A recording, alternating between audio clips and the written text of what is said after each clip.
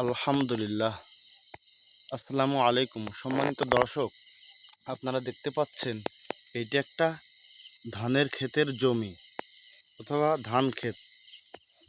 দেখুন, এই ধান ক্ষেতে অনেক রকমের মাছ আছে, যেমন টাকি মাছ, বাম মাছ, ছোট পুঁটি মাছ।